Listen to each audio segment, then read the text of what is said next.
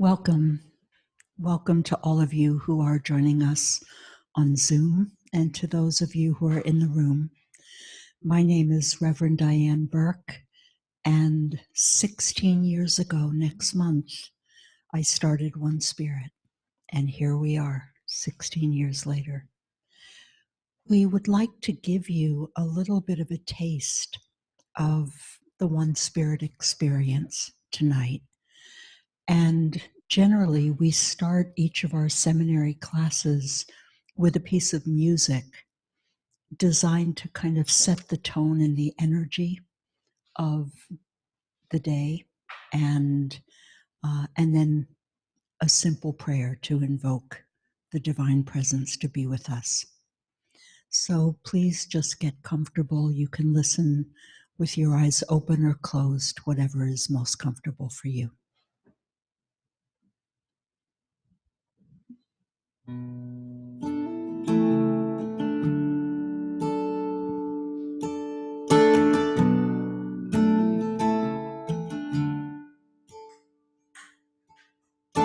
This is the sound of one voice, one spirit, one voice. The sound of one makes a choice. This is the sound of one voice. This is the sound of one voice.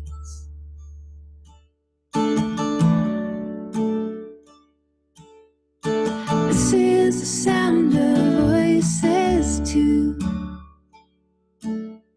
The sound of me singing with you, helping each other to make it through. This is the sound of voices too. This is the sound of voices too.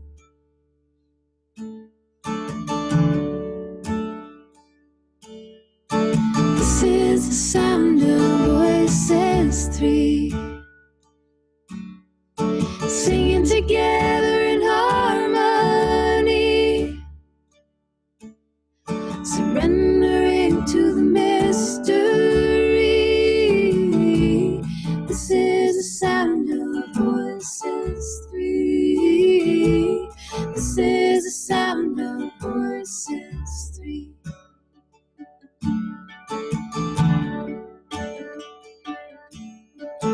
This is the sound of all of us, singing with love and the will to trust. Leave the rest behind, don't turn to dust.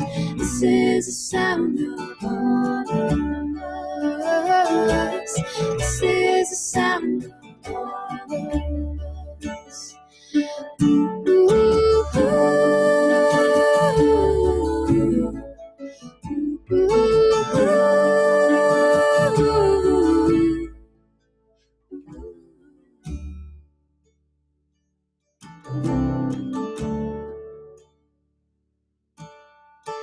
This is the sound of one voice,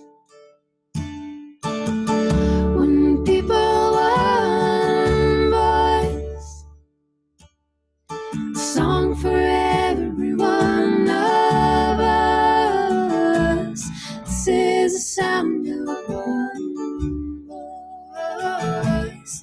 This is the sound of one voice.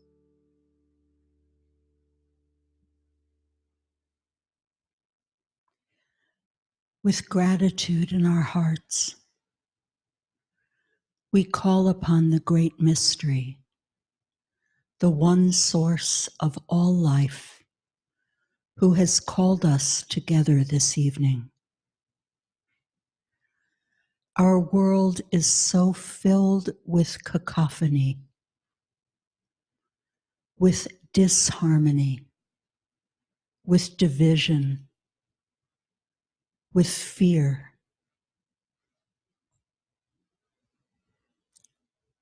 And each one of us feels deep within our hearts a longing to be part of harmonizing the voices of all humanity and the whole of creation, singing together in praise of life.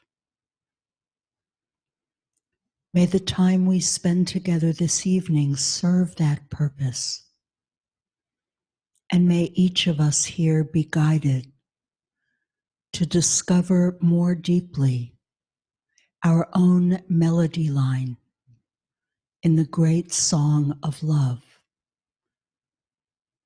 that is your will for us and for all the earth. Thank you for bringing us together. And together we say, Amen. Thank you, Diane. So good evening, everyone. Actually, I just need to take a breath there to let that sit. That was lovely. Again, good evening. I'm Reverend Darren Polito. I'm the Director of Admissions and Recruitment here at One Spirit. And hello again to you online. We may be referring to you as the Zoomers and to those here in the room as the Roomers. That's actually how we do it in class. And I, along with Diane, and to our far right, Eileen Samuth, who's the CEO here at One Spirit. As Diane said, we want to give you a little taste of who we are, of what a day in the One Spirit class will be like. And also to give you, tell you what we offer and to see if we're the right next step for you. We hope it's experiential, informative, and enjoyable. So you may be called here for a reason that you don't specifically know, but you've been listening to that inner voice inside you that says, I want to be of service. I want to be an agent of change in the world, as Diane said in her prayer, to go out and harmonize. Or you may not know what that will, and you may not know what that looks like. And to give you an idea of how diverse we are and the different ways that that may look, we have a little video that we'd like to share with you to tell you who is One Spirit.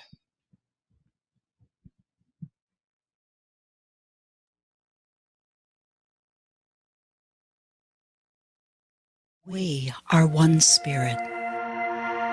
We open our hearts and our arms to all. You will find us in hospitals, consoling parents late into the night. Bringing hope into prisons and inspiring new life. In corporations and government. Leading in new ways. Keeping ethics in the conversation.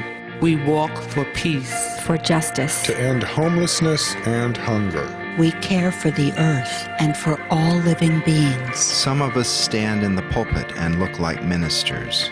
Most of us don't. We are doctors, lawyers, teachers, activists, healers, parents, business people, techies, and artists. We are scientists and mystics. We are Buddhist, Christian, Hindu, Jewish, Muslim, Native American, Yoruba, Sikh, and none of the above. We work throughout the United States and all over the world in 6 continents. What we have in common is our vow to serve. Everyone. Everyone. Everyone. With wisdom and compassion. We are one. We are spirit. We are One Spirit.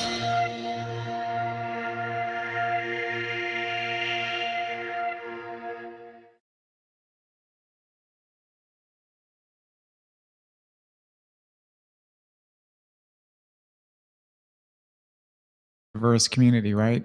But the commonality is that we've all been called to be of service. And we want to contribute to the world in some unique way. And it will be unique because we are all unique individuals, even though we share a common goal of our common calling to be of service. We like to say that we see minister as an action rather than a title, as a verb rather than a noun. And I'm now going to turn this over to Eileen, who's going to give you a little insight. Thank you, Darren. So, why an interfaith seminary? Why do we do this? So, I just want to share something from Reverend Susanna Maycomb. Interfaith is not a religion. It walks among religions. Interfaith begins when we create a bridge between one set of beliefs and traditions and another. We start by listening to each other and to the humanity in all of us. Interfaith is a way of being in the world in relationship to all people and all that is. It's not a static thing. It's more of a verb, a way of living, and of being alert to the sacred everywhere and honoring it in all its forms. An interfaith minister, ideally, is one who turns towards all, regardless of their beliefs or practices, but with an open heart and mind, offering them a mirror to their own wholeness and their own divinity. So tonight, we're going to have a chance to share with you some information about our Interfaith Seminary, about One Spirit Learning Alliance, the larger organization that this program is a part of, and also to be able to give you plenty of time to ask questions, because we know that you're here not just to hear, but to participate and to let us help you understand more where this path might take you. So there'll be a lot of information that you'll hear, but we will have also quite a bit of time for you to be able to ask questions.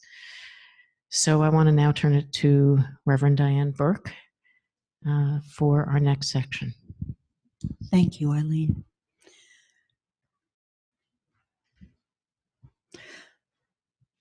The idea of one spirit was actually birthed in the aftermath of 9/11.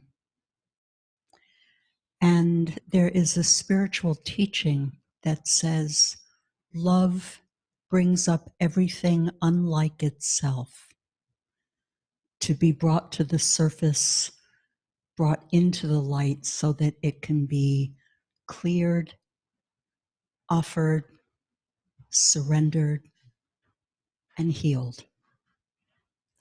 So it's hard to look at what's happening in the world at the moment and see it as pointing to the reality of love.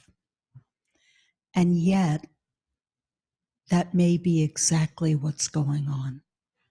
That in the movement of love to become manifest in the world, everything unlike that is needing to be brought out of the hidden places so that there is an opportunity to heal. A spiritual teacher named Anne Hellman writes, "You are part of a great leap of loving, such as the world has never known. You have work to do. Begin it. Find your way. Find your companions. Give your life to love."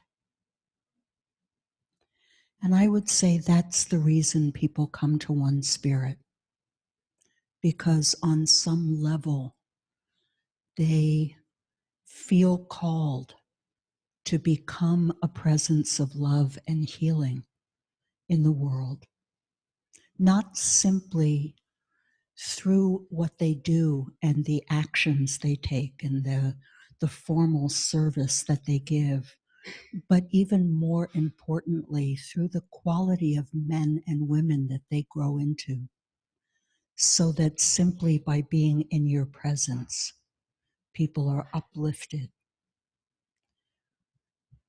And what we do at One Spirit is to provide a container and a structure in which people have the opportunity to do the deep inner work within the crucible of spiritual community in order to become a living presence of healing and peace and love in the world. And I suspect on some level, the fact that you are here this evening means that there's a part of you that resonates with that longing and wants to find a way to be able to manifest that and actualize that in your lives. One of the great gifts of being in spiritual community is that the wisdom that we have available to us doesn't simply come from the front of the room. It comes from among the incredible gifts and talents of the people who are on this journey with you. So we're going to give you, hopefully, a little taste of that as well. We're going to ask you to move into groups of 2, except in the room we'll have one group of 3. Welcome. And for each of you to just take a couple of minutes to share with each other why you're here. What really is calling you here? Beyond the simply, I want to have some more information. How is your heart calling you? Okay, I think everyone is back. And we'd love to hear from some of you. Those of you who are on Zoom, at the bottom of your screen, there should be something that allows you to raise your hand. Actually, you need to open the participants window, and it'll be at the bottom of the participants window. You'll see raise hand. So if you would like to share, please raise your hand, and anyone in the room, we'd love to hear from you. Okay, I'll share first. My name is Julia. Hi. Am I just sharing sort of? Okay, all right.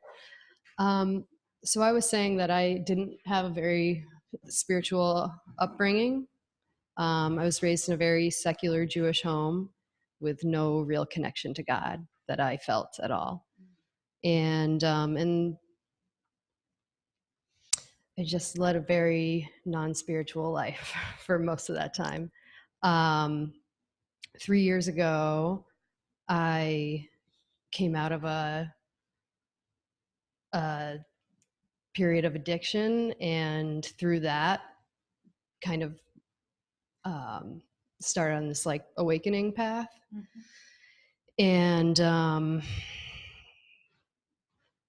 it's just become clear to me over the last few years that this is just growing and growing and growing more. I'm like a little bit in the closet about it to most of the people in my life. Not unusual. I work in the service industry, and I can find meaning in my work because it is service, and I really do try to bring meaning to it every day. However, my true desire is to leave the restaurant industry and to bring my my gifts of service into other realms. I really feel I've been so unsure of my path for so long, but the one thing that has made sense to me in these last couple of years is that my spiritual life like comes first. And I feel that everything else will follow. Anyway, that's all I want to share. Thank you. Thank you, Julia. Lynn, someone online? Yes, Diane, you're unmuted now. Oh, thank you. Hi, everybody. Hi. It's nice to put faces with names. Hi, Eileen. Hi. we were talking, Robin and I were talking that I actually have been, this has been bubbling for me for quite some time. And a year ago this time, I actually went so far as applying, and I was accepted into the program. But the timing of it, I just couldn't get it together financially, particularly to be able to start the semester on time. But the grace in that is that over this past year, in my ministry, I work in development professionally, but in my ministry, I am a spiritual director, and I particularly focus on grief work. And so both individually as well as in group, it has become more and more clear that if I'm going to grow and be able to be effective and open and sit freely with people of any faith tradition, I have got to equip myself. I've got to learn, I've got to open, and I've got to be able to have some context to be able to be present. And so I know it's going to be a challenge. I'm excited about it. I come from a Presbyterian faith tradition. But I'm also, I call myself a recovering Baptist, New Age Presbyterian Buddhist. So I've kind of got a little bit of a jump on spreading things around here. So anyway, that's my story, and I'm excited to see my next step. Thank you, Diane. Anyone else?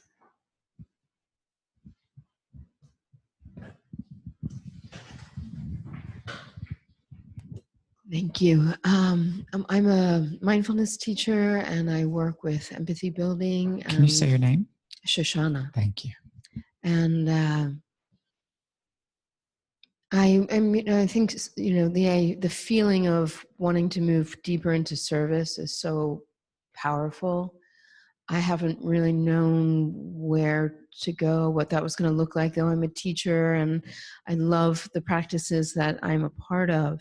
They're very meaningful to me, but I guess, as I said earlier, I feel like I want to go deeper into my own practice, simultaneously understanding more of other people's experiences.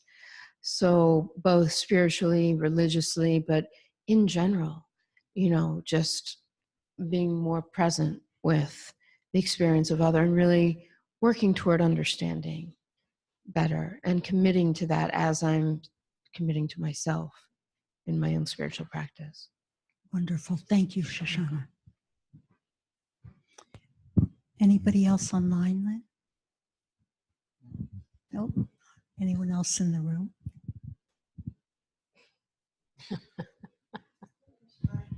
Oh. There you go. In the very first class, we have people practice saying, "The microphone is my friend." Hi, friend. My name is Diana. I've been brought here because I've been called to learn more about my spirituality, to have spiritual growth. I feel that I am here, as we all feel we are here, to help other people. And I feel I can do that if I know the extent of all the things that I'm feeling and that I'm experiencing. A lot of these things that come to me, I get very emotional about. I know they're beautiful things and I know they're spiritual things, but I need to understand them so that I can channel them in the right direction. And I need to learn fully about my spirituality so that I can be of service to others. So if I'm the best that I can be, then I can be the best help to them. And that's why I'm here. Thank you. Lynn, someone online? Yes, Maeve, you're unmuted. Oh, great. Hi, all. I'm Maeve McBride. I'm up here in Burlington, Vermont. It's hard to know where to start, but some people have said some things that have resonated with me. I, too, grew up in a home that was non-religious, atheist, agnostic, if anything. And I've slowly found my way to theism through lots of different channels, starting with yoga, 12-step recovery, and I'm a lay worship leader at a Unitarian Universalist congregation here in Burlington. And I also, activism is my day job. I run a small nonprofit working on climate change issues. And so that's kind of a ministry in and of itself. But I was saying to my partners that I have this tension around really wanting to bring either more sacred activism to, or cultivate sacred activism in this secular organization, or consider a path of leaving the secular organization and trying to do the same sort of organizing and activism work, but, you know, with a collar on, so to speak, or, you know, from a faith-based organization. And that's still a quandary for me, and more school is a quandary for me. So I'm curious, but definitely not sure at this point. So that's a little about my story. Thanks. Thank you. Thank you. I'm Kate. I have no idea what I'm going to say. I'm totally in love with religion and spirituality and have been for a very long time. I studied religion in school at NYU, which that was 12 years ago now. So, but I've continued practice on my own. I'll kind of just read anything I can get my hands on. And I love talking to people, and I love authentic, heart-based openness and helping people. And I was telling my partners, I actually have and I'm a designer, but I feel very blessed because I actually think I know what I'm called to do, and how I'm getting there. No fucking clue. So, but the word that always comes to mind for me is minister, which is shrouded in all sorts of bizarre Christian relics from my past. But it's the only word. When you said it's a verb, I'm exactly, that's how I'm thinking about it. It's how can I be totally spiritually present myself so that I can give that or share that with somebody who is of equal value in the eyes of God. And so my journey is really just finding out how I'm going to get to that place. And so that's why I'm here, to get some more information. Thank you, Kate. Lynn?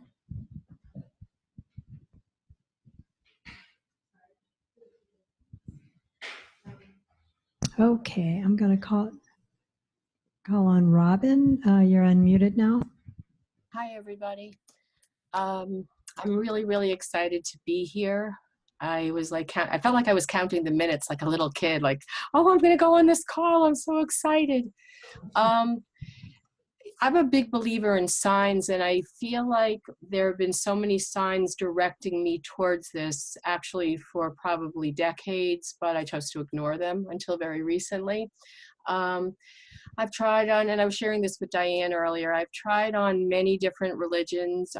I'm born Jewish. I grew up in a house that had no traditions or no anything except rules that there's Jews and non-Jews. So that was my entire childhood religious exposure. And then after that, I became a seeker and tried on numerous different religions. I currently am a member of a spiritualist church near where I live, and it fills me up. There's hands-on healing, there's mediumship, there's beautiful hymns and prayers, but it's still missing a piece for me. And I figured out the piece that's missing for me is I want to take this longing I have and be able to work with others to help them find their path to healing, joy, good health of all sorts. And I just feel like that's what I've been here to do. And I've just been afraid up till now to take that risk. But I think it's time. I think with everything happening in the world, it just, for me, it just says the time is now, the time is urgent, not only for my own growth, but also for what it is I'd like to bring. I'm a special ed teacher by training. I've been doing it almost 40 years. And I think there's a different type of healing and love that I need to share with the world. And that's what I'm looking for. So here I am. Thank you. Robin.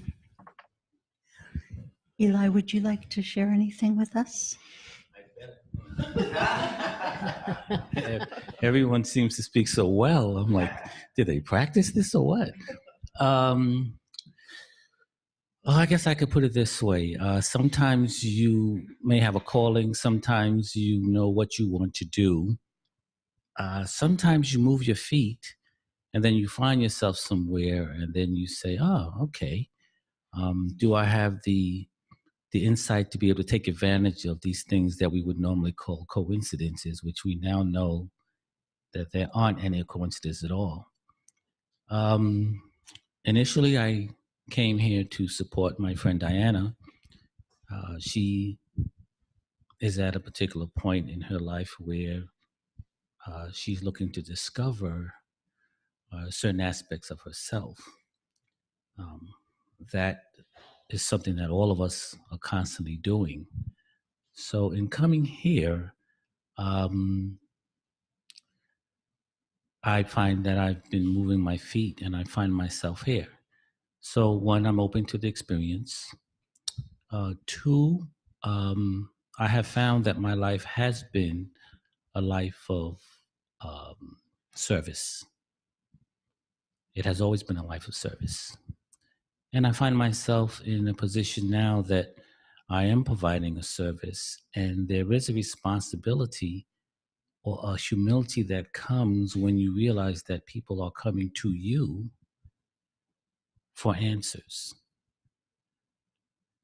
knowing that the real answers are within themselves, and that the greatest thing that I understand is to connect someone to the source so that they will be able to be fed as often as they need. How to do that may be one of the reasons why I'm here, to observe how you do that, to get our egos out of the way, to be able to do it seamlessly so that we're not interfering with the process, may be an opportunity that I can experience. So to be honest, I have not decided where I'm sitting. I just know that I'm sitting here. Okay. And I'm going to open myself to the experience, and then we'll see where I'm sitting. But I'm enjoying the experience. Thank you. Thank you. Anybody else online?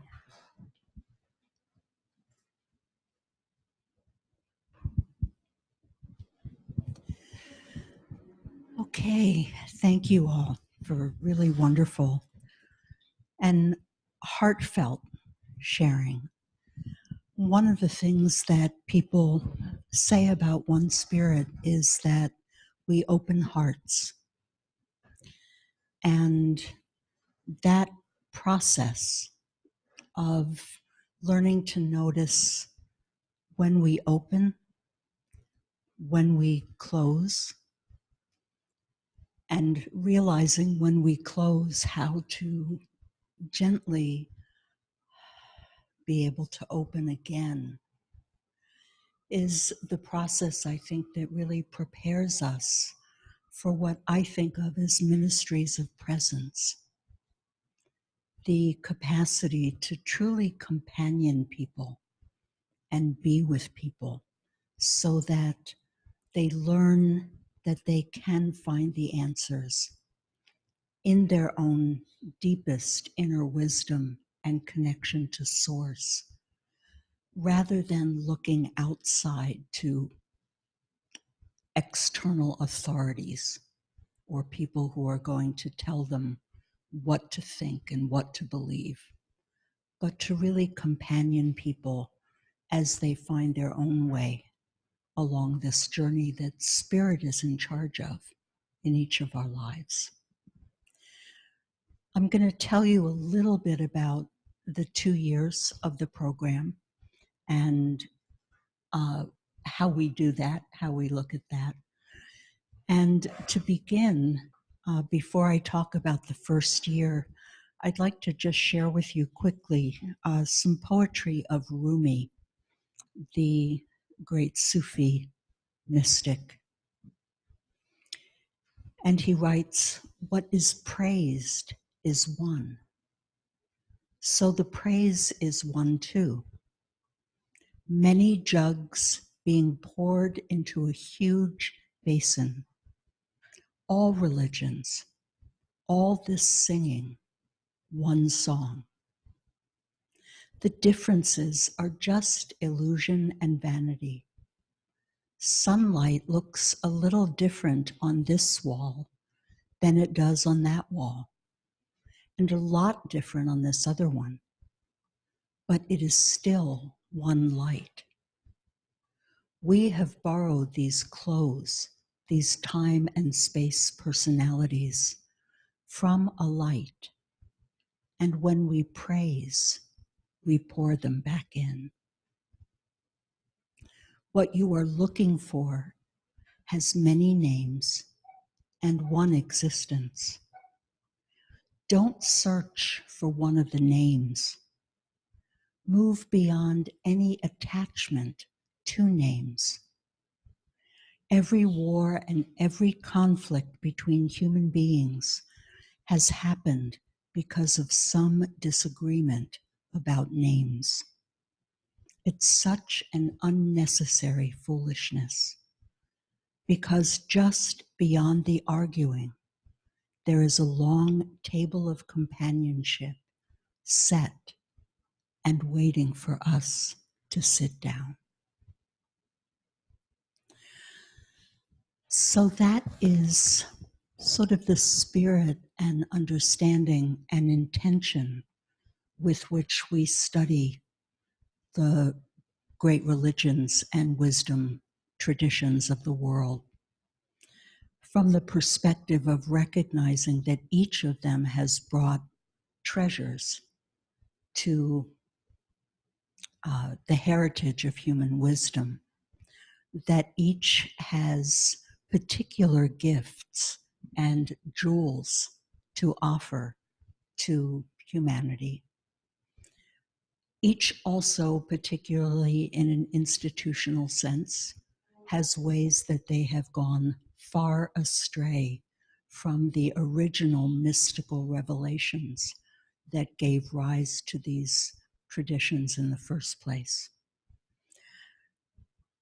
One of the ways that I think we differ from most academic programs in the study of religions is that we try to provide a bit of an immersion month by month into whatever tradition we're studying. And generally what we cover over the course of the year are Eastern traditions, specifically Hinduism and Buddhism, Abrahamic traditions, Judaism, Christianity, and Islam, indigenous wisdom, looking at the Yoruba Ifa tradition from Africa, and Native American spirituality, and some of the modern revelations that have become part of our current spiritual understanding. For example, 12-step spirituality and something called A Course in Miracles. Each month, as we focus on one of those traditions, you are reading a chapter in a book by Houston Smith called The World's Religions, in which you'll learn about the history, the basic beliefs, the basic observances, of that tradition, kind of the exoteric aspects of the religion.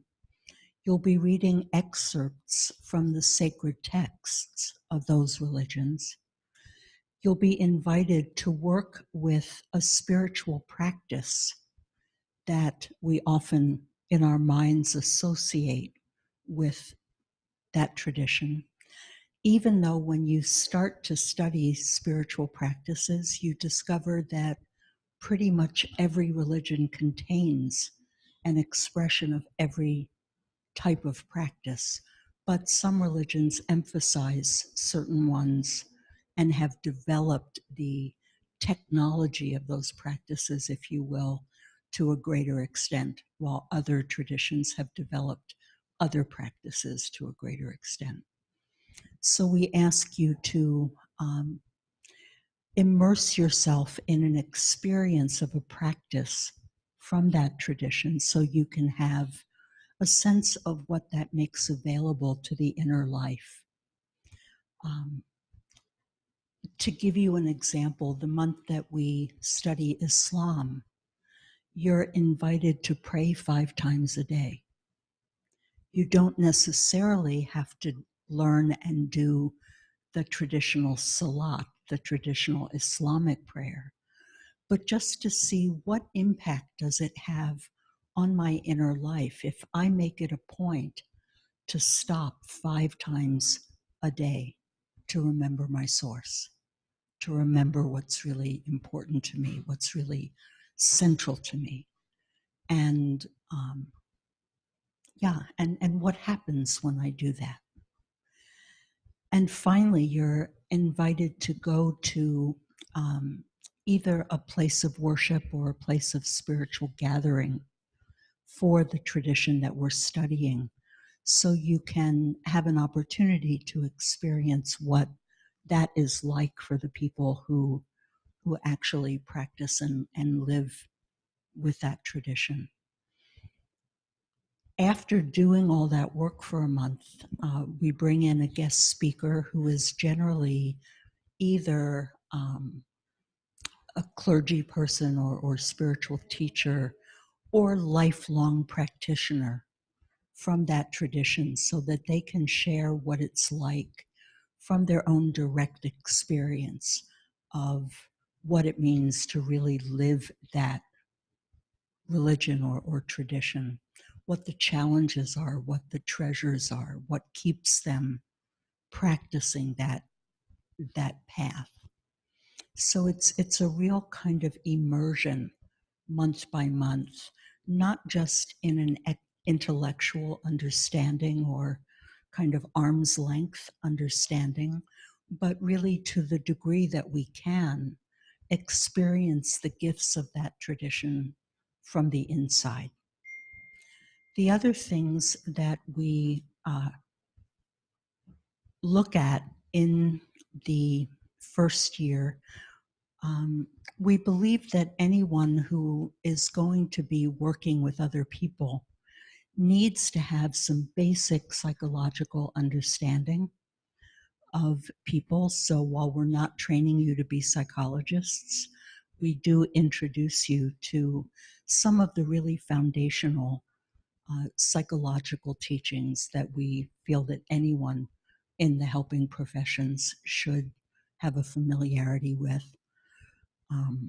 We look at being with the dying process, being with people who are in that process. We look at how can we companion people who are experiencing trauma or who have experienced trauma, even though we're not trained trauma specialists. But how do you companion someone in a helpful way who's had a trauma experience? The other thing we do in the first year is we work with a book called The 10 Challenges, which was written by a psychologist who has taken each of the 10 commandments and said, beyond, again, the external rule quality of this, what is the psycho-spiritual invitation and challenge this is inviting us to work with in ourselves. And each month you'll be reading one chapter in that book, and hopefully near the beginning of the month, and then reflecting, where am I in relationship to that psycho-spiritual challenge in my own life?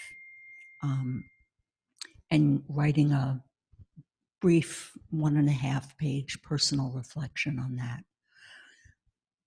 Again, to give you an example, in the chapter on Thou Shalt Not Kill, he asks us to explore beyond the literal invocation, not to kill. What does it mean to really contemplate not killing someone else's spirit, not crushing another human being's spirit, and looking at the ways that we may do that inadvertently, or at times, if we're really triggered, on purpose, and reflecting on what would it be like to take seriously the invitation, I will not harm someone's spirit. So that's the kind of exploration that process invites. So that's really the first year. It's a foundation in literacy in the world's wisdom traditions, and a container for deep personal exploration of your own spiritual life and how that plays out in your experiences and relationships in the world.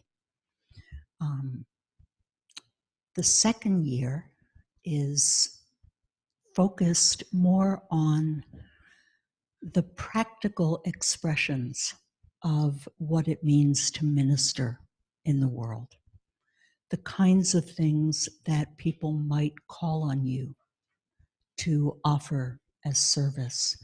And those things range from how do we create meaningful ritual and ceremony to honor the sacred milestones in a person's life, from welcoming a baby into a family and community, to how do we celebrate the joining together of two lives in a commitment to love? How do we remember someone who has died in a way that is meaningful to the people who are there to remember them and celebrate them? We look at how do we create meaningful experiences of coming together for worship or celebration. How do you give an inspirational talk? How do you pray with people? How do you deeply listen without an agenda to fix? How do you learn to ask people questions that invite them to listen for their own inner wisdom and be patient with them in that process of deep listening? So each month we introduce another one of these kinds of things that you may be called upon to do in service. How do you lead meditation? And then during the month, you go and your work is, so if we've introduced weddings, you actually go and write a wedding. And we ask you not to do a kind of generic thing that you would find in a minister's reference manual, but to actually have a couple in mind, or have in mind the wedding you would love to have, and to write a ceremony that is specific and meaningful to actual people. Each month we have some kind of practicum opportunity where people either have a chance to share whatever ceremony or ritual they've created and receive feedback from the class and from their teachers, or an opportunity to practice the skills that we're working on if it's not a ceremonies based thing. In the second year as well, we work with a book called How Can I Help?, which was written by Ram Dass and Paul Gorman. And it's a deep exploration of the kinds of things that arise when we really commit and dedicate our lives to service. So each month you'll focus on a chapter, as you do with the 10 challenges in the first year, and read the chapter and think about where am I in relationship to that dimension of being of service. So it's things like what kinds of things get in the way of our natural compassion? What, when we feel drawn to extend ourselves in compassion, leads us sometimes to pull back or shut down? How do we deal with burnout? If I get invested in seeing myself as a helper, what does that mean in terms of how I'm looking at the person in front of me?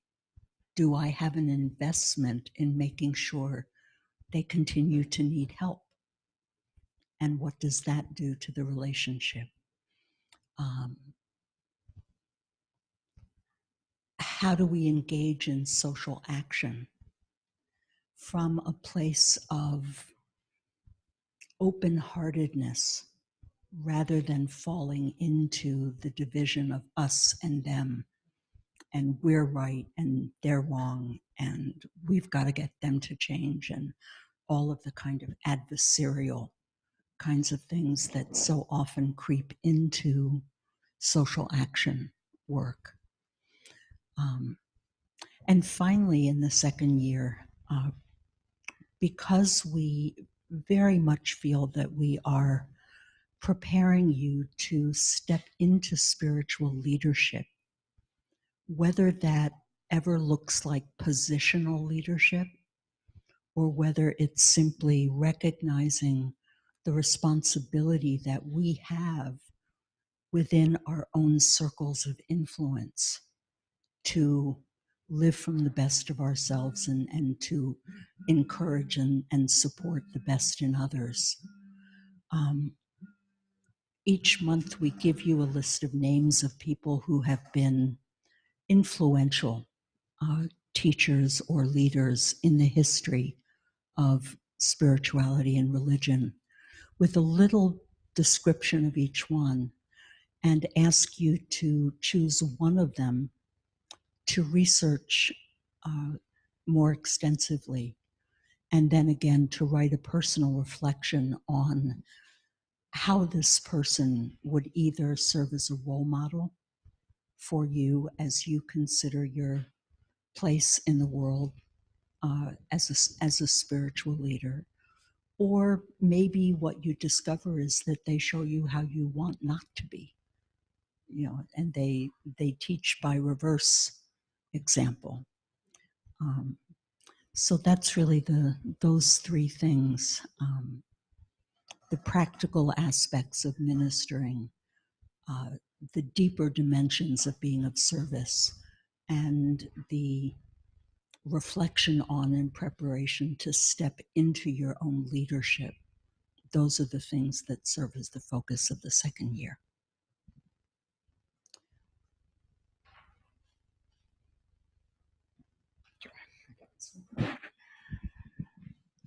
So, how does all that work? How do we do all that in 2 years? So I'm going to give you what we term the nuts and bolts of the program. So this is a 2-year part-time training program from September through May. We meet 1 weekend a month on Saturday and Sunday from 9:30 to 5, with a lunch break from 12:30 to 2. So this is a program for full-time working individuals. Each year ends with an intensive, what we call an intensive. So you and your class go on retreat and spend 4 days and 3 nights together. There are wonderful ceremonies. You get to practice, do spiritual practice together. And that's when the whole class, so the Zoomers come from all over the world, and everybody here in New York gather, and they can all be together. And sometimes it is actually the first time that everybody meets in person. And that happens at the end of both years. We do expect you to attend in person or on Zoom. And, you know, the technology is really amazing. We've only had this set up for the past couple of years, and it's just helped what I call the companion learners or distance learners really to feel much more a part of and engaged in and active in the class, because as you can see, they're speaking for themselves, they're offering their questions, their inner wisdom and sharing. And it's been really great. And we have a webinar moderator and an audio person that actually helps to be the embodiment of them in the room, so that they really feel like they are a part of the class. So if you do need to miss a class, we do record them. So the Zoom technology allows us to record the class, so you can either watch the recording, or we also do a separate audio recording. So if you just wanted to like listen to like a book on tape kind of thing, you could listen to the class, and you can make it up that way. You also will be involved in a study group, and those are self-organized through the students themselves. And you'll meet at least one time a month, whether in person, on Skype, or on Zoom. And what's really amazing about the study groups is 2 things. We kind of call it the deeper curriculum, because that's where we learn to navigate some of the challenges that might come up when you are working with people. And it's also amazing how deep that can go and those relationships can last, that a lot of our graduates, their study groups are continuing on to this day for years and years and years after they graduate. So they really, aside from the larger class community, there's this other smaller community that really becomes intimate and supports each other in so many ways that they say, hey, I don't want this to end, and they continue on for years to come. Each year you will be assigned a dean, and the dean is really your the person that's going to be reviewing your work, giving you feedback. They're your educational and spiritual guide through your journey, and you'll have a different dean from the first year into the second year.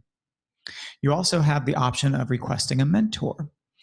So a mentor is a graduate from the seminary, and they're like your spiritual buddy. You know, they've been through the program.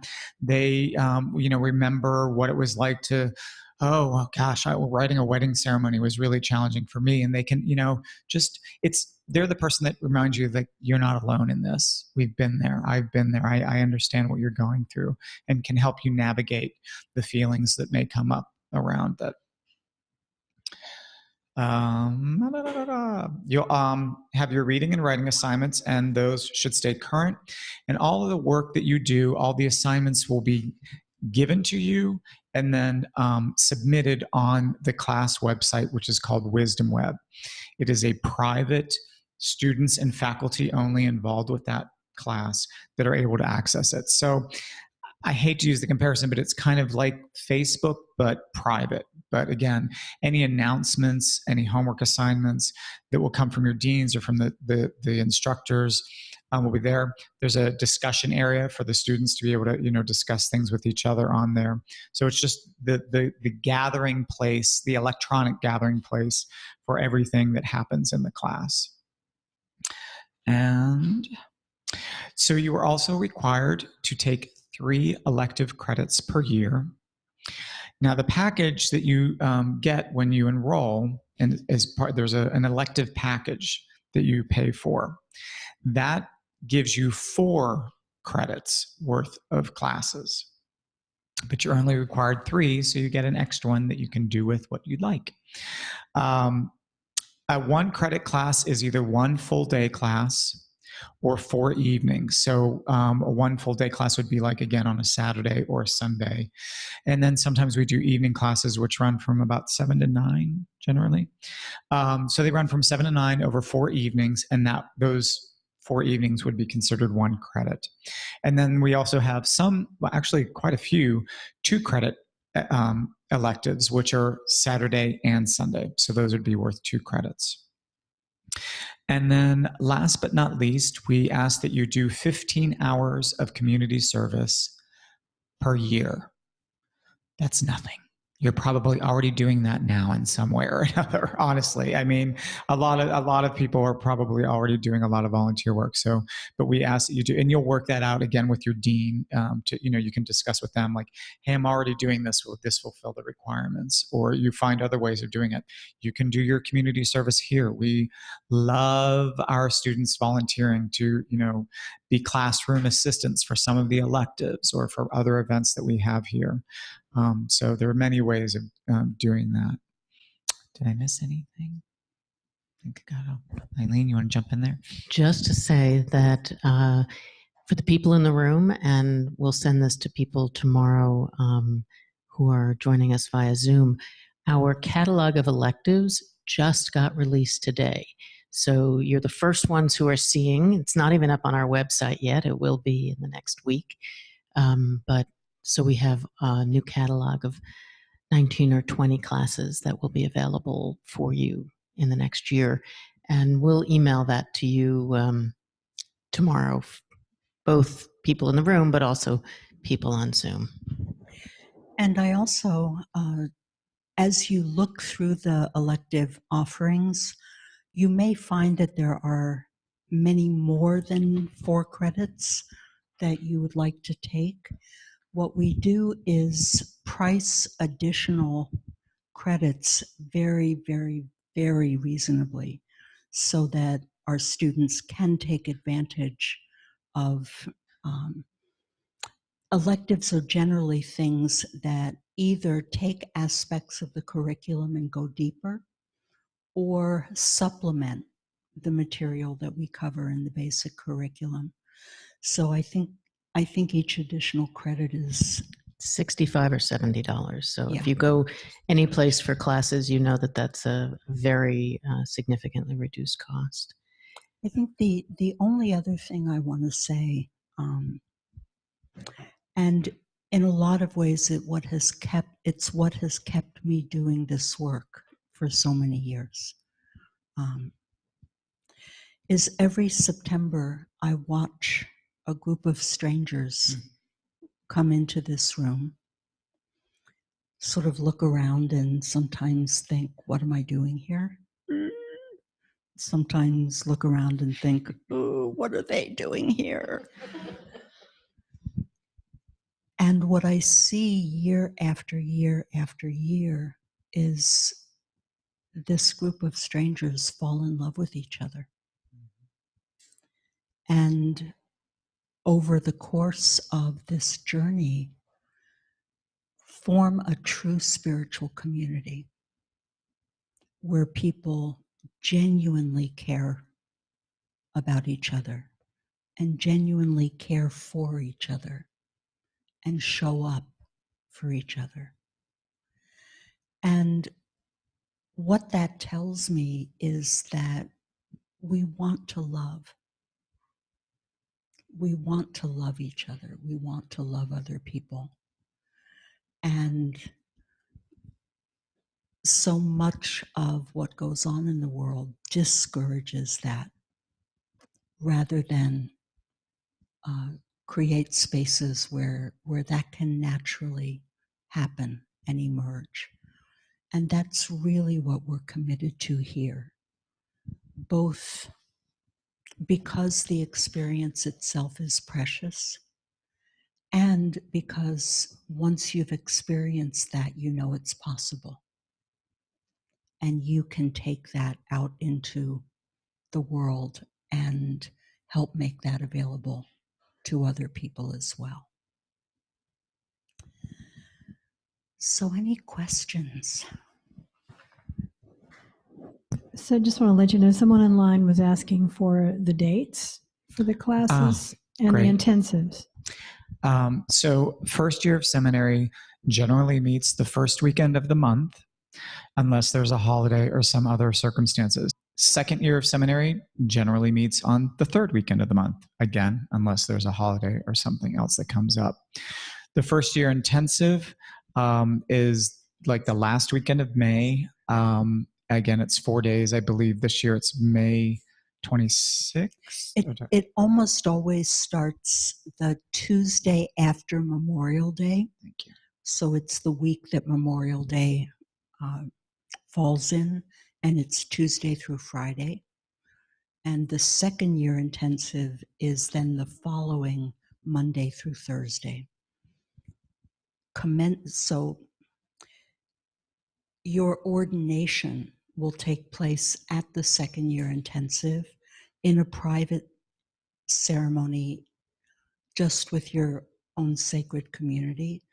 And then on that Saturday, we have a large public commencement ceremony that you invite your friends and family, and we basically present you and bless you to your larger community as ordained ministers and send you into the world to commence your ministries. And that's usually held at Riverside Church, and it's the Saturday, generally the second Saturday in June. When we go away for the 4 days, where are we going to? So the intensives take place at a retreat center about an hour north of the city, at Stony Point Retreat Center. And it's a beautiful, very green, which for New York City is a wonderful place to plant yourself, so to speak. And we take over just about the entire space, if not. And a very, very conscious retreat center. They have, I forget what they call it, but they have a group of people in residence at the center, community that comes together from the Abrahamic traditions, who live together and study together and work together over a period of time. And they do, at this point, they grow about 40% of their own vegetables, and with sustainable farming and all of that. It's a wonderful, wonderful, conscious place. Do we have questions online? Yes, someone has asked, Diane, if you would talk about, is there a covenant of safety and confidentiality? Yes, absolutely. It's something that you are asked to agree to in the first class. So, for example, part of what that would look like is that if you are on Zoom during the classes, your family is not invited to come watch with you. And the same way, if you are watching the recordings or listening to the audiobooks afterwards, those are not to be shared with anyone outside of the class itself. The confidentiality also extends to not sharing what goes on in the room with people outside of the class, certainly not referring to anyone in the class by name in what's going on. So we hold confidentiality very, very sacred in order to create a safe space.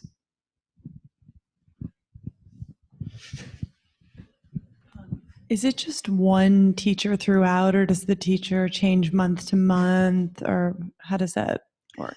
Yeah, there are different presenters every month depending on the topic. As I mentioned, as we are looking at the different religions, we bring in presenters who are actual practitioners or clergy in that tradition. So most weekends, there will be at least 2 different presenters during the weekend, sometimes more, and those will change month to month. One of you guys? Yeah. Yeah, yeah. And also the deans, the educational staff are present at all of the classes, and they also help to create and hold the container. Thank you. So I guess I'm just wondering, are there people like me in this program who, the career path that I'm on right now is, it's not what I really want, and I'm not certain what it is exactly that I want. But I guess, and my first and foremost reason, if I were to do this would be for, spiritual growth. But I'm wondering, I guess, do people find careers in, as ministers, basically, like in some way or another, like that they want?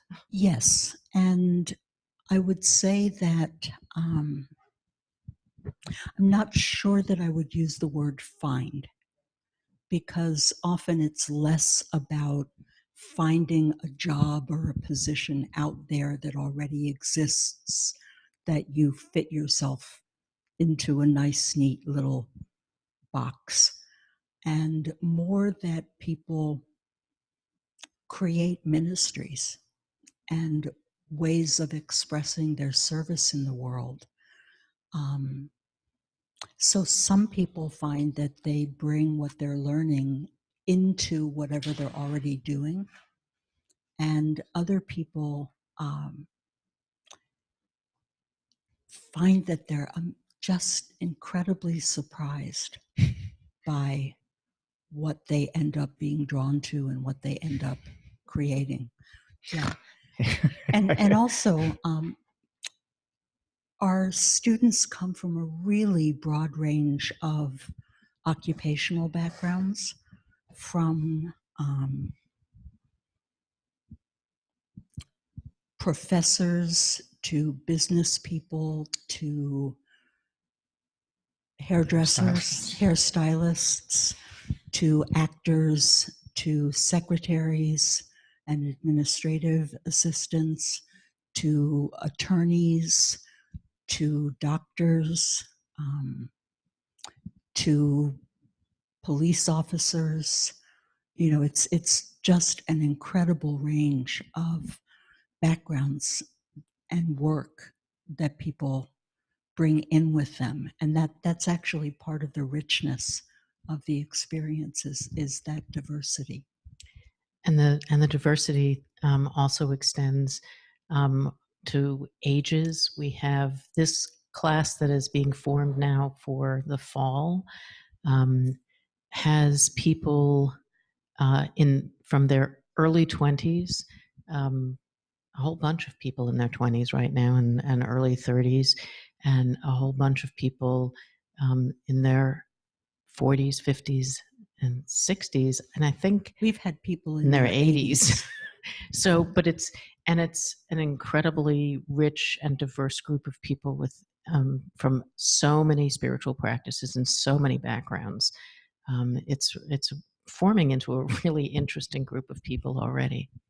The reason I raised my hand is because I was like, oh, that was me. I actually did come into seminary thinking I kind of knew where I wanted to go with it. And then, they say when you make plans, life or God laughs at you. I could never have dreamed that I would be called to service in the ways that I showed up and said yes to. So if you don't know what it looks like, if you're feeling that calling, but you have no idea what your ministry is going to look like or what you want it to look like, listen to that calling and just keep saying yes, and just taking one step forward, because you will be shown, you'll be guided, you'll be asked, and you'll find I like I said, I the number of things that I've done since I've graduated that have been in service, I would have never ever dreamed of being called to do.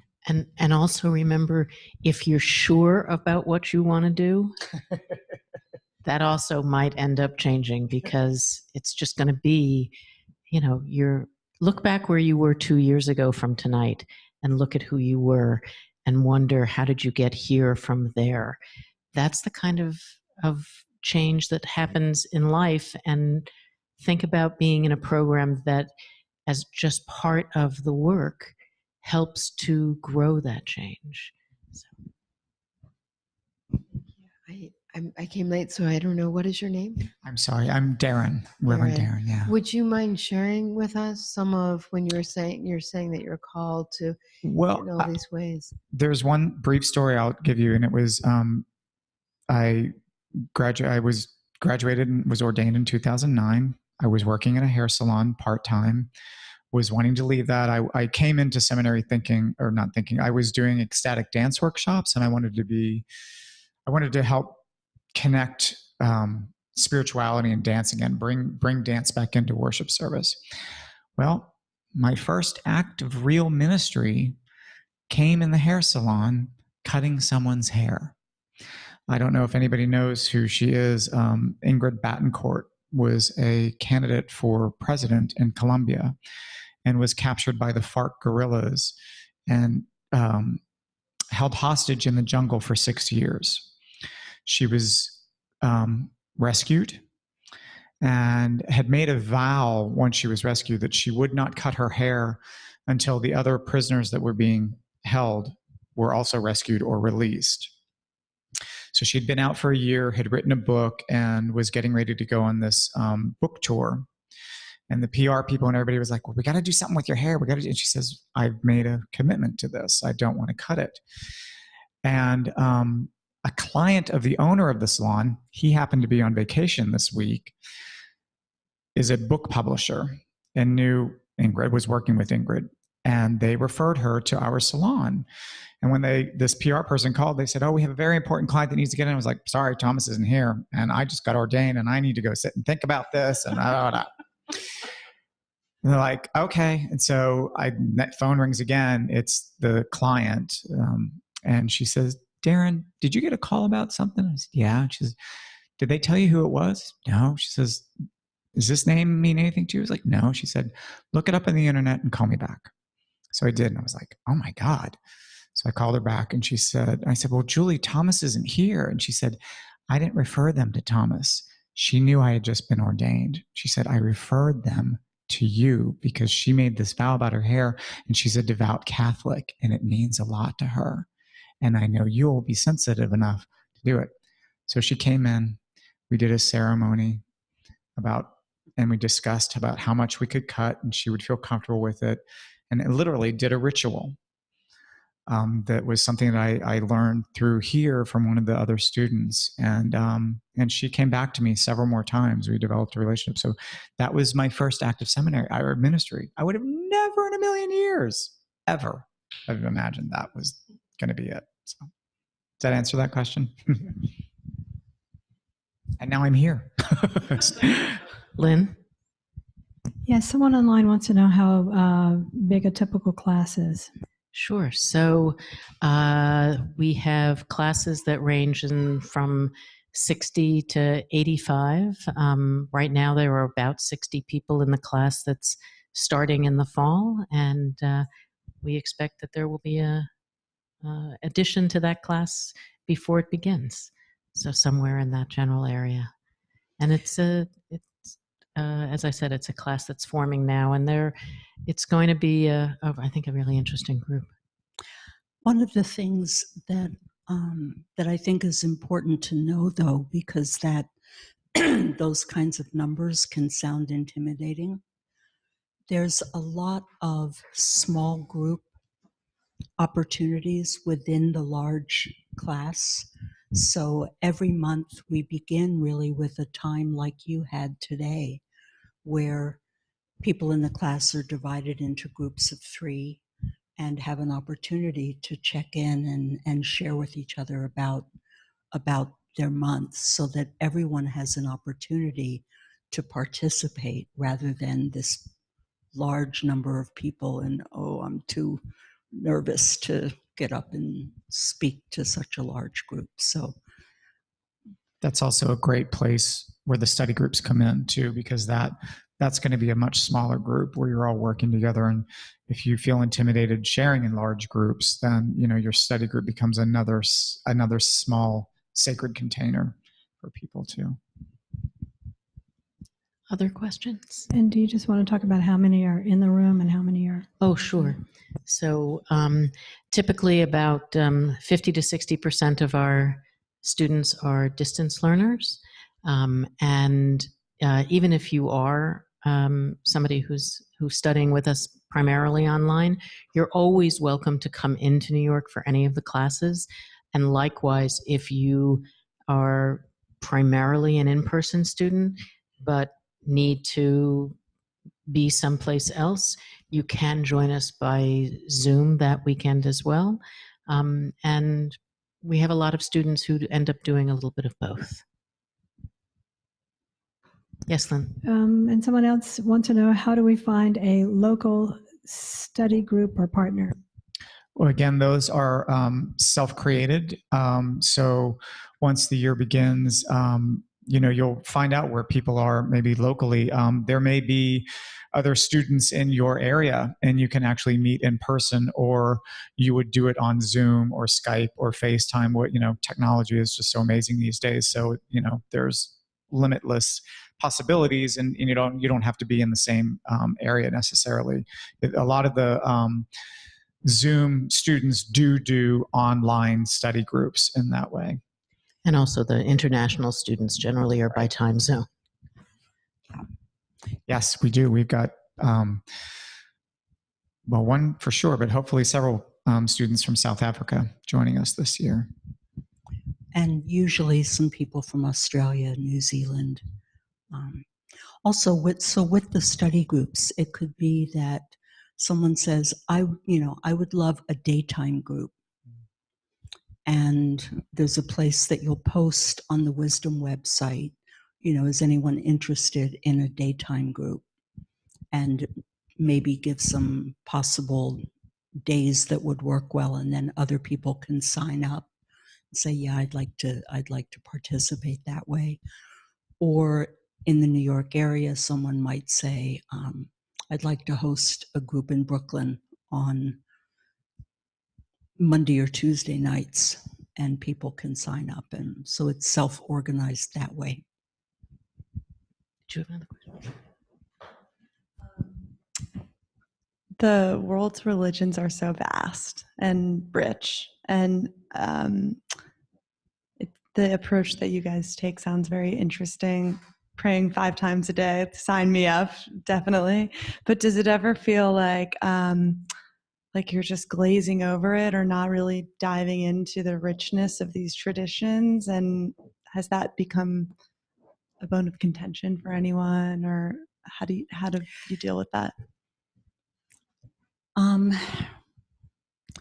In some ways, given the limited amount of time that we have, I sometimes think of what we're able to offer as being like those teeny tiny spoons in the old Baskin-Robbins stores, where you go in and you get a teeny tiny little taste of something.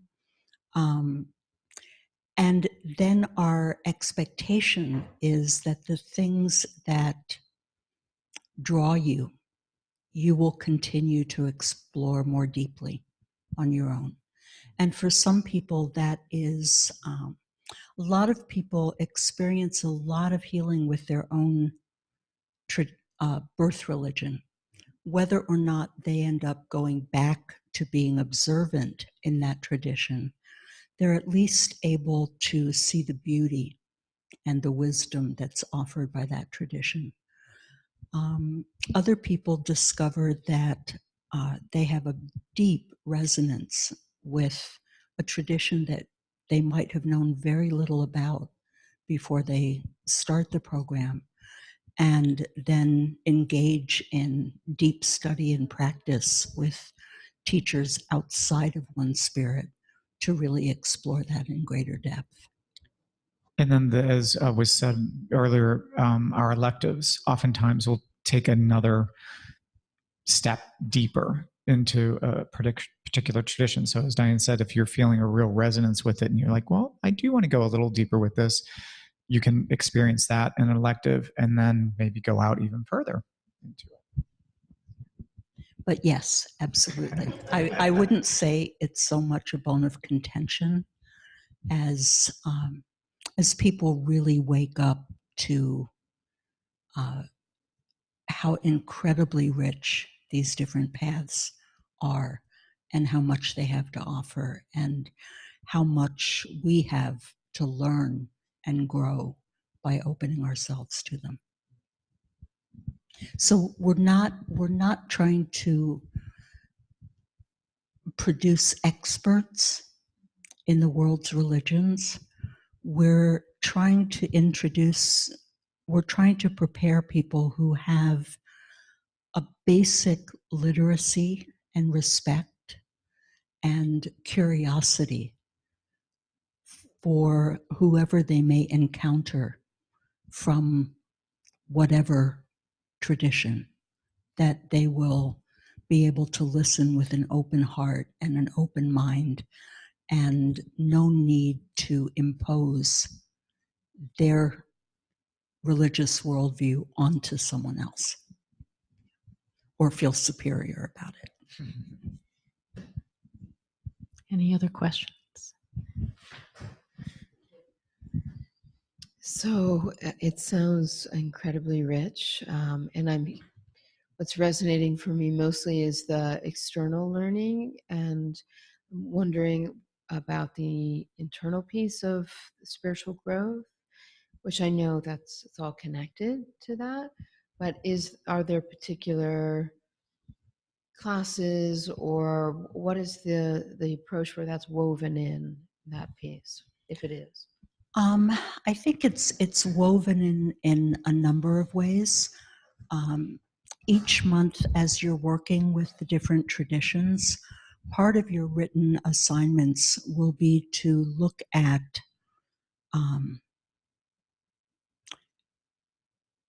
things like the unconscious biases we have and how those may be getting triggered by whatever you're studying. Looking at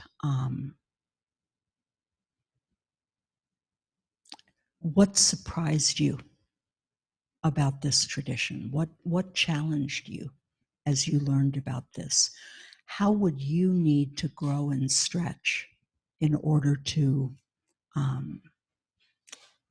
open to the wisdom and beauty in this tradition? I think the inner growth happens through working with the spiritual practices and reflecting on those, which is also part of your written work each month, through the work that we do with the 10 challenges, and in the second year, how can I help? And your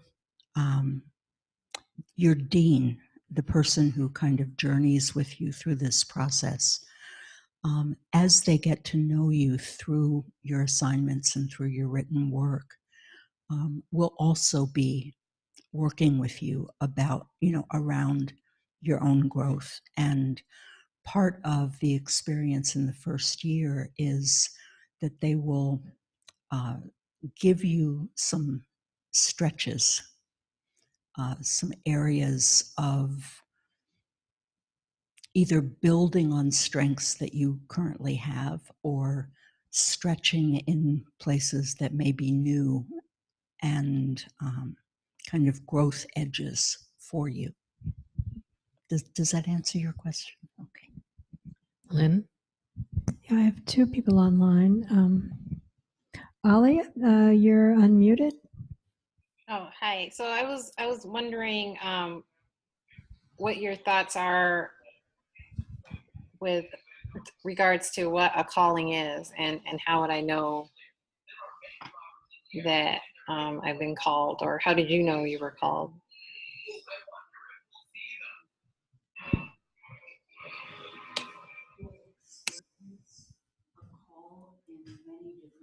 Can you hear her? I think her microphone just went out. Okay. I think people experience a sense of call in many different ways. Some people don't experience it. They just feel like this is something I'm really curious about and interested in, and I think I want to do it.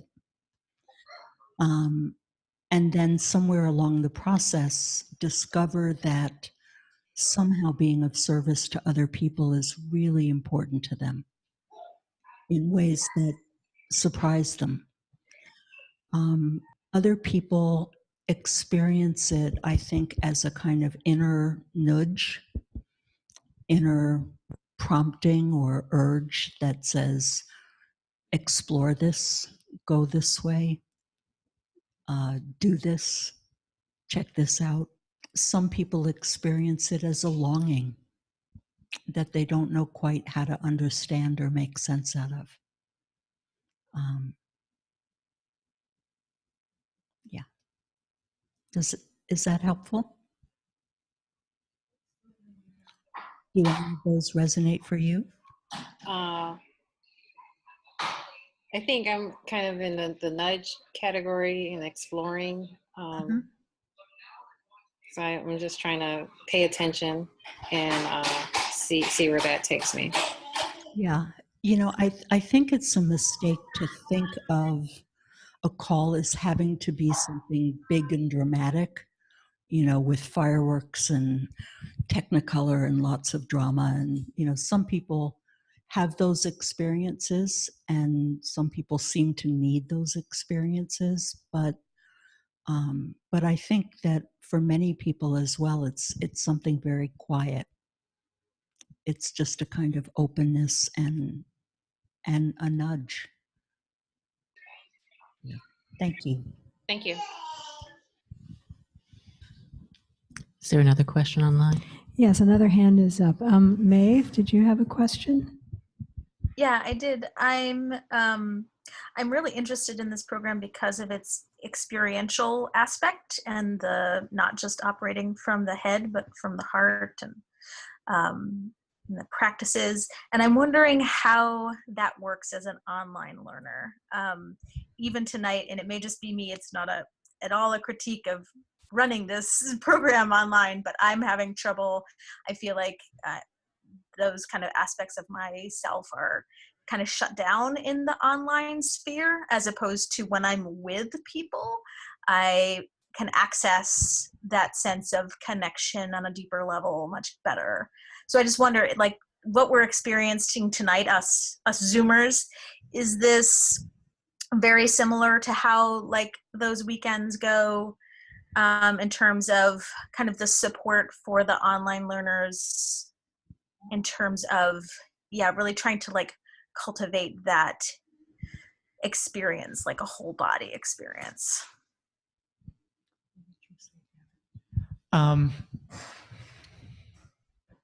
Since I'm not behind the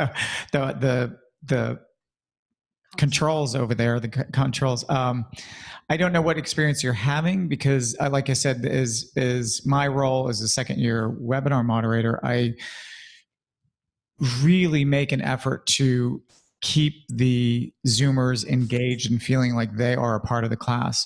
You also have a chat room that, you know, we don't want you chatting during presentations, but it really is a way for the Zoomers to be able to engage with each other in deeper ways, and you can have private conversations.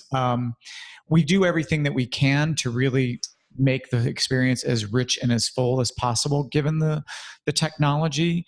And the experience that the class had last year was so rich from being on Zoom that, you know, I would highly recommend it. I wouldn't say, you know, don't let that be your stumbling block. I understand your concerns, because I'm the same way. I like to be there in person, but it is a different experience, but it is a very rich and deep experience. And there is a lot of, it's surprising how heartfelt and deep it was for a lot of the Zoomers. The sharing and the connection that they really felt, it really does exist. It really does happen online. Does it happen on the first class? Maybe not, but it, you know, it's not necessarily happening here in the room. It's something that develops and grows over time. So, but like I said, it really is our goal to really, engage you and involve you and make you feel as much a part of the class in the rituals, in the services, in the presentations, in the sharing, and the exercises as much as we can. And you are doing breakout groups. When we have breakout groups here, just as you did online, you had your breakout group there online. We offer even on the second year, as Diane mentioned, that we do worship experiences or ceremonies. We had people doing them from on Zoom. They were presenting them on Zoom. And so it's another aspect to ministry that I think that we're all growing into, is ministering through technology. We have a lot of spiritual counseling practitioners that are doing sessions online over Skype or on Zoom. And so it really is an added benefit to this class that we're really, it's not a formalized program, but we are learning how to minister online or through technology, just in the act of participating in it. I would also say that tonight there's a lot of talking because there's a lot of information. We do each month, when we bring in our guest presenters, we ask them to include experiential things as part of their presentation. So we may engage in practices together, like chanting, like various kinds of meditation, different kinds of ritual that people participate in. And one of our favorite rituals is every month after lunch, we dance. So I think it's challenging to sit in front of a computer screen. That's absolutely real. And just like with students in the class, if you need to stand up and stretch, this past year, one of our first year deans would lead Qigong during every afternoon break that people in the room and people on Zoom would all participate in. So we're trying to be mindful of people's need to be embodied and active and not just listen to talking heads. Yeah, great. Does that Thank help? you. Great. Yeah, that's great. Anything else? Anybody else have any questions before we pull to a close? So in the same way that we generally begin our time together with music, we end our time together with music.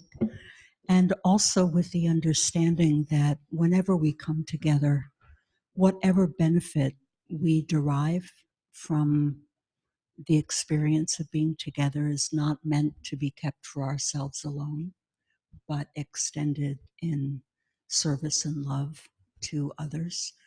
So after the music, I will invite you to bring into our circle, and this is for all of you on Zoom as well, anyone in your life or any situation you're aware of that is in need of healing. And we will offer what we have experienced here together to the benefit and healing of all of those. Then we will blow out the candle and ask that the smoke carry our prayers to the heavens.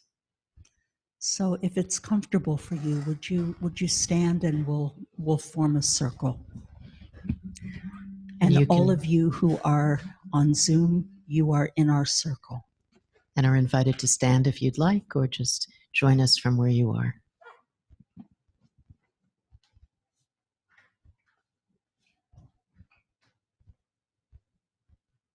If you hear this message, wherever you stand, I'm calling every woman, calling every man. We're the generation, we can't afford to wait. The future started yesterday, and we're already late. We've been looking for a song to sing, search for a melody, search for someone to lead. We've been looking for the world to change. If you feel the same, then go on and say, if you're out there, sing along with me. If you're out there, I'm dying to believe that you're out there. Stand up and say it loud if you're out there. Tomorrow's starting now. Now.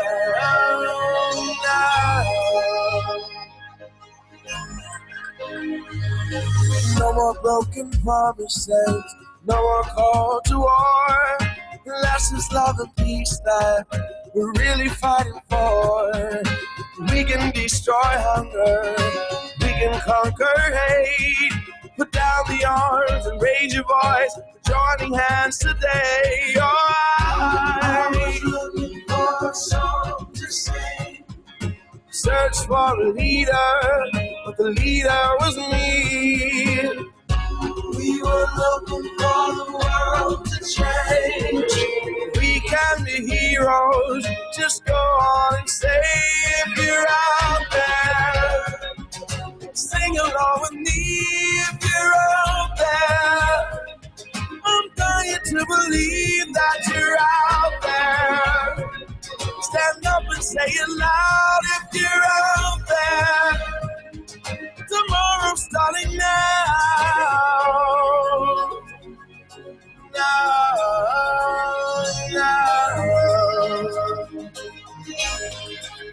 Oh, now.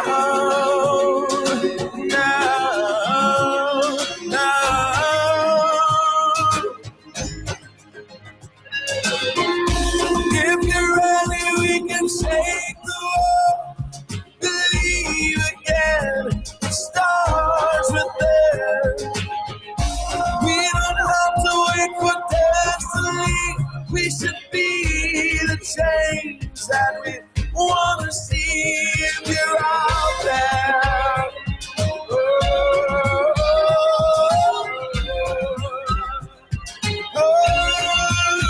if you're out there and you're ready now, and say it loud, scream it out. If you're out there, sing along with me. If you're out there, I'm dying to believe that you're out there. Stand up and say it loud. If you're out there, tomorrow's starting now.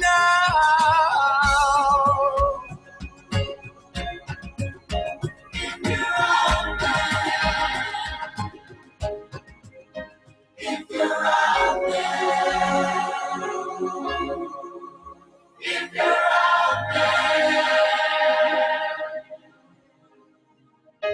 if you hear this message, wherever you stand, calling every woman, calling every man. We're the generation can't afford to wait. The future started yesterday, and we're already late.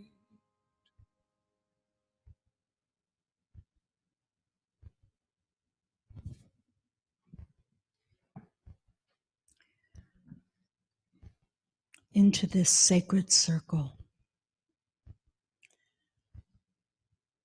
of commitment, of courage, of longing to be a presence of love in the world. We invite you now to place the names of anyone in your life or anyone in your sphere of awareness or any situation that is in need of healing or blessing on any level of their being. We open our hearts and we open our circle to include them in the energy of love by speaking aloud their names. Harvey, Miriam,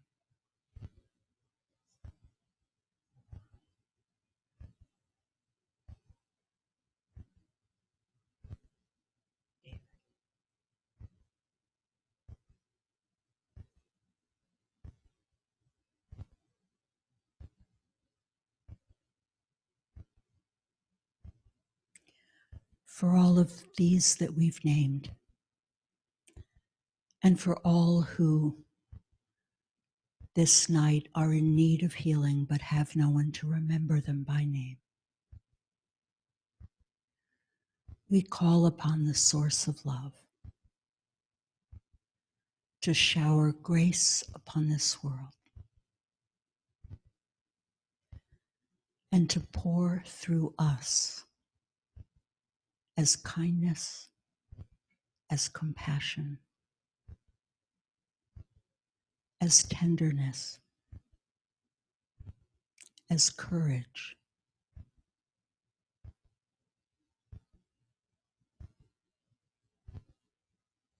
May all beings be happy. May all beings be free from suffering. May all beings awaken to the joy of their own true nature.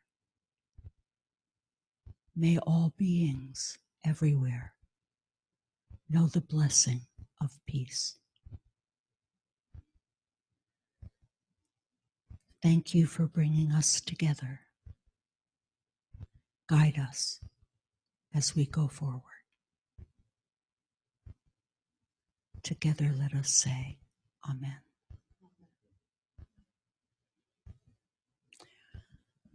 So let's blow out the candle, knowing that although this flame may be extinguished, the light in us never goes out.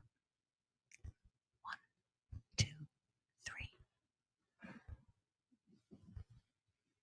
May the smoke carry our prayers to the heavens.